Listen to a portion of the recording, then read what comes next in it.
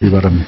예, 질의 앞서 자료 제출 요구와 관련해서 안행부 장관님, 오전 제가 질의로 얘기를 했습니다만 지금 안행부 국실장들의 업무 추진비와 관련해서 자료 제출 요구를 한 것에 대해서 장관님께서 제출을 하도록 약속을 하셨고 지시를 하신 것으로 제가 압니다. 그런데 지금까지도 제출되고 있지 않을 뿐만 아니라 오전 질의를 했음에도 불구하고 지금도 요지부동입니다.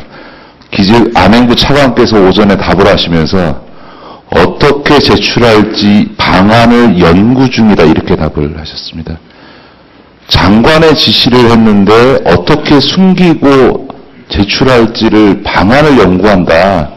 저는 전체 공직자들의 근무기간은 아직은 인사혁신처가 만들어지지 않은 조건에서 그걸 담당한 안행부 차관의 입에서 차마 들을 수 없는 이야기를 들었습니다. 이 자료 제출해 주시겠습니까? 예, 제가 다시 실무자들 확인하겠습니다.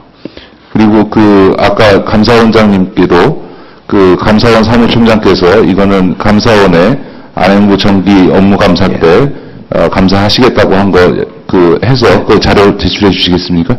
결과 나오면. 당연히 결과 나면 저희들이 제출하겠습니다. 예, 제가 정말 안행부 실국장들의 모습에서 정말 무엇을 숨기고자 하는 것인지 정말 꼭 밝혀야 되겠다 이런 생각을 하고 있습니다. 기재부 차관님. 예산실장 나와 있습니다. 예, 예산실장님. 지금 공공기관 총부채가 지금 523조 정도 되죠.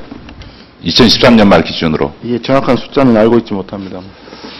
그 정도 되죠. 근데 이게 이제 국가부채가 지금 정부 차원의 부채하고 다 합치게 되면 1000조가 지금 넘어가고 있습니다. 지금 국가부채를 이야기할 때 그 기준을 어디다 둘 거냐에 따라 좀 다릅니다만 사실은 이 공기업의 부채라고 하는 것도 궁극적으로는 국가가 책임져야 될 문제일 텐데 이게 지금 급격히 늘어나서 최근에 2009년도에서 2013년도까지 지금 공공기관의 기체행위, 다시 말해서 부채가 4년 만에 93조가 늘었습니다. 이번에 자원 부실 투자로 인해서 문제가 되고 있는 지금 한국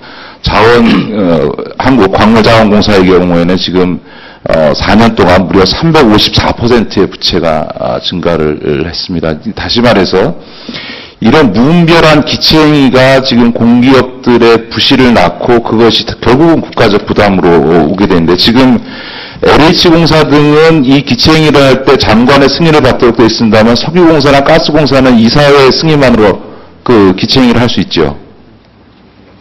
모르세요? 그 부분 정확하게 제가 알고 있지는 못합니다. 이런 게 문제입니다.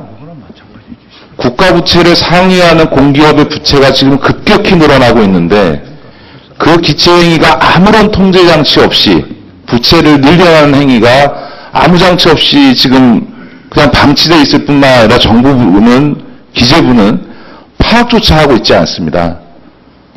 최소한 이 기관들이 이렇게 부채를 계속 늘려가지 못하도록 장관의 승인을 받도록 함으로써 정부의 관리 감독을 확실히 하도록 하고 더 나아가서 부처의 어떤 자기 실적 때문에 이 기체행위에 대한 승인조차도 남발될 수 있기 때문에 기재부 차원에서 협의권이 최소한 협의나 사전 협의권을 확보해야 된다고 생각하고요.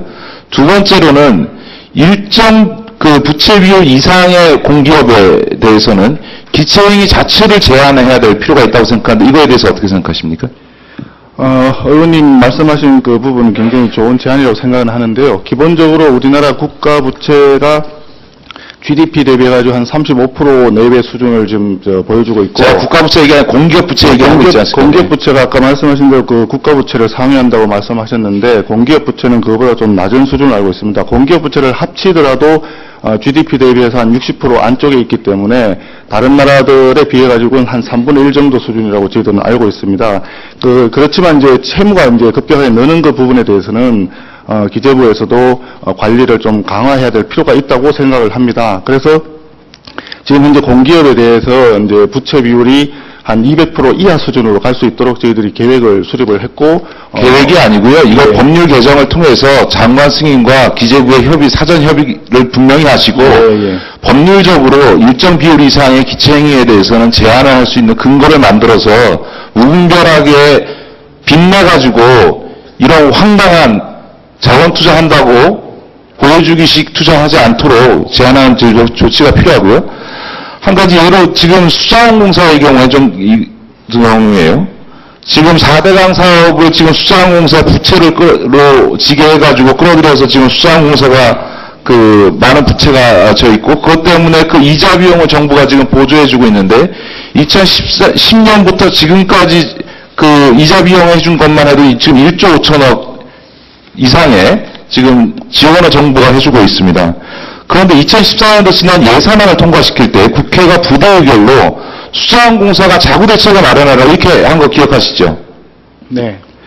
그런데 자구 노력은커녕은요. 그동안 인력도 676명이나 늘렸을 뿐만 아니라 성과급을 225% 이상했습니다. 그리고 그 지금 기간 동안에요. 2009년부터 올해 상반기까지 무려 1조 3천억 정도의 당기 순이익을 냈습니다.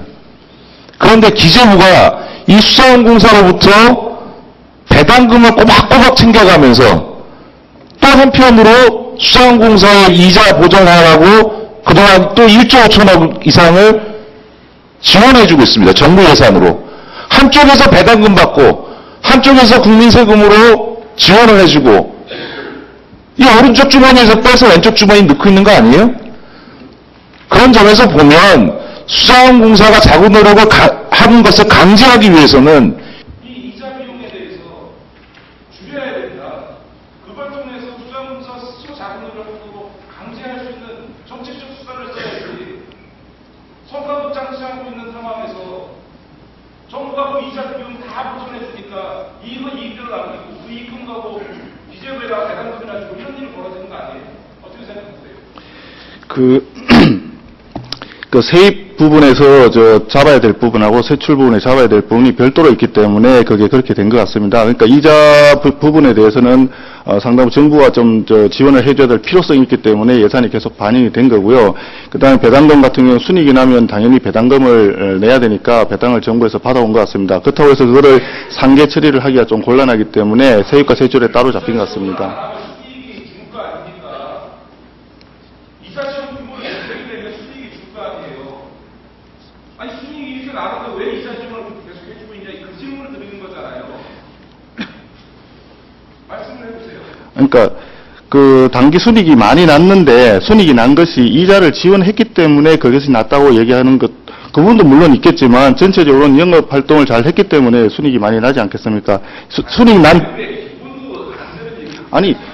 순이익이 난 부분하고요. 이자 지원했던 부분이 금액이 상당히 차이가 많이 나지 않습니까? 그 부분. 네.